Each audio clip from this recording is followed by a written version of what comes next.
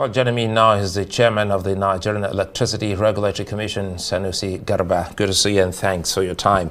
Well, it looks like a smiling moment for Nigerians because first the federal government had said, well, they were not going to look at any downward review, but you and your team sat down and decided otherwise. First, let's have a sense of how you arrived at this decision. Okay. Well, the reality is the 225 Naira per kilowatt hour that we approved effective April 3rd this year was on the basis of the cost structure of the industry. So we took into consideration the cost of wholesale power and many other variables. But primarily, exchange rates plays a very big role in the cost of generation in Nigeria.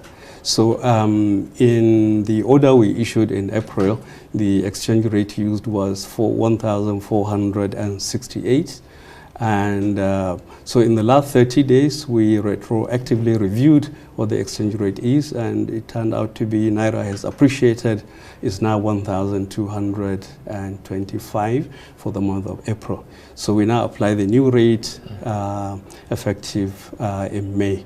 So that's the basis under which we now arrived at the reduction in the tariff from 225 to what it is now. Sounds exciting. Does that is that indicative of the fact that as much as we see an appreciable Naira, that there might be another review on this? You know, under the revised MITO methodology the Commission is implementing, we do actually monthly reviews. Because under the previous structure in the last few years, it used to be every 6 months. We now look at FX, inflation, gas price, projected energy volumes, and so on.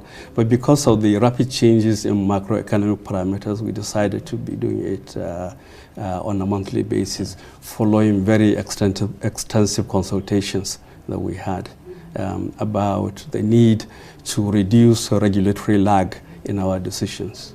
You know, power sector is one of the main issues and that ultimately affects every strata of our national life. Yeah. And that is why some are also trying to understand this band A, band B. Yeah. Some had thought band A, correct me if I'm wrong, Mr. Garba, had to do with industrial areas where people, you know, the industry, so that you can actually shore up production.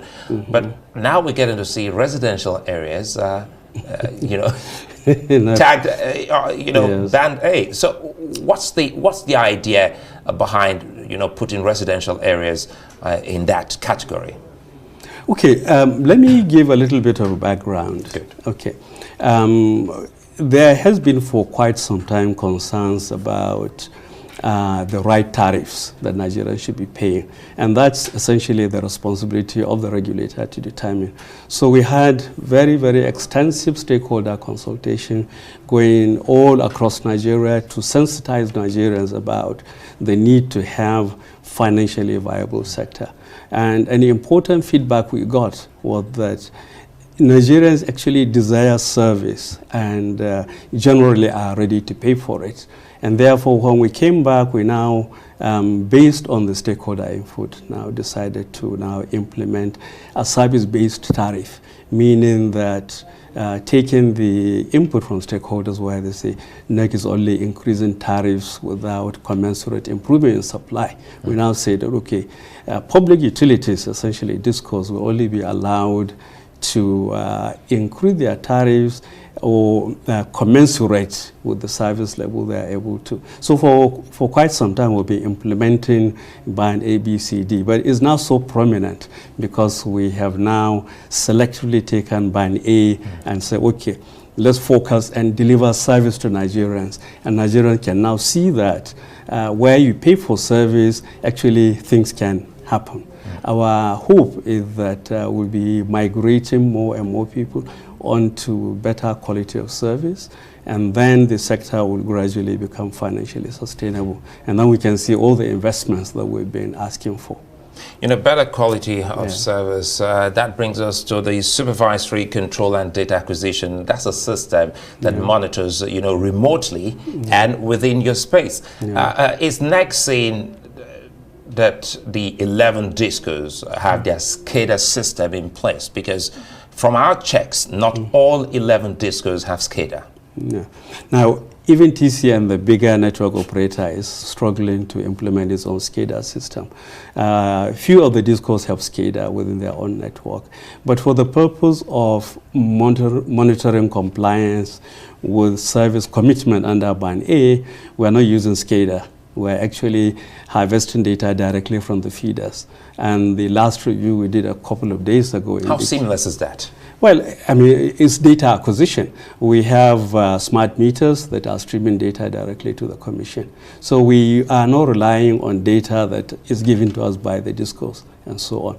So the last review we did, I was about to say, indicates that 95% of the feeders under Band A are actually delivering Band A service and so on. Now, it's not absolutely perfect, the 5%. The order of the commission indicates that the 5% will not be downgraded until the disco can prove to the commission that they are in a position to provide Band A service and so on. So our aspiration is for the discos to now invest and migrate more people into higher quality of service. Why did disco do that? The discos, while they do that, what then happens to that other leg that has a big splash of the federal government hold, the TCN? I know that could be a little bit tough for NERC to monitor, but the good thing here, I'm so excited that you told us that even NERC, that TCN is trying and struggling. So what form of investment does the government need to put into the new TCN, as it were, now that it has been unbundled? I see the smile on your face. That will make it more efficient, and we'll stop having the stories of collapse of our national grid. Mr. Garba. I think from NERC's perspective, yes, investment in TCN and indeed discourse is very critical. But I think what is important today is actually optimizing the investment. A lot of funding is going into the sector, and therefore it's very important to ensure that the limited capex that is available today to go into TCN goes into ensuring, one, issue of reliability. Number two, ensuring that TCN is a service provider to discos, and therefore investments should be driven by the requirements of the discos and also load projections going the extreme end of the requirement. So a lot is happening, and one of the initiatives that we're looking forward to is beyond public sector funding. With the right revenues, it's quite possible for private sector to actually provide investments in all the networks and so on. In South America, you find many investors doing transmission lines and so on concession basis, and there's no reason why that cannot happen in Nigeria. Well, it's a fine place for us to leave it, and we do hope we'll keep these conversations going. We'd like to thank you for your time. Thank you Chairman, very much. Nigerian Electricity Regulatory Commission, Sanusi Garba, speaking with us tonight on Newsnight.